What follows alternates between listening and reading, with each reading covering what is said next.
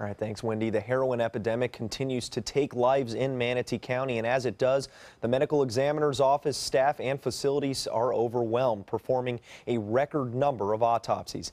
ABC 7's Kate Flexter finds out how they're managing and how each death ripples through the community. Manatee County Sheriff's deputies are often some of the first to respond to calls of heroin overdoses, but they're not the only ones feeling the impact of this epidemic. Dr. Russell Vega has worked as a medical examiner for more than 20 years, even in larger urban areas like Tampa.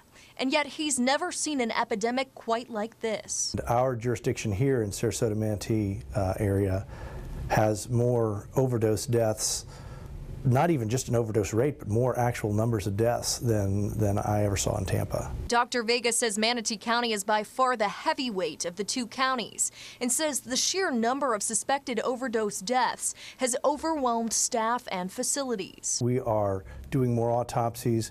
We're having to house more bodies for a longer period of time, and that's been a big strain on our staff. In the month of July alone, staff performed more than 100 autopsies, the majority of which came from Manatee County and many of which are suspected overdoses.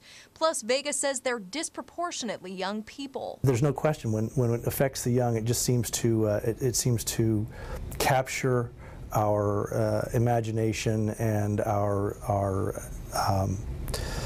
empathy that much more, because we see the young as having so much lost potential. For Jerry Stanhope, the epidemic is so much more than statistics. It's her daily life. She lost 4 people to heroin overdoses in just a year, including her son Brian. I'm not numb, but I handle it better than a lot of people.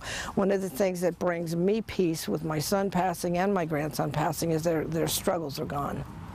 They're not doing that day-to-day struggle because it's awful for them. She now cares for her teenage granddaughter and is in the process of adopting her.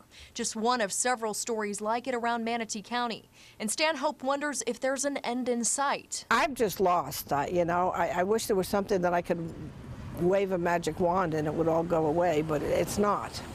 And my feelings are, as long as the demand is around, the supply is going to be there. So I don't know what the answer is to stopping it.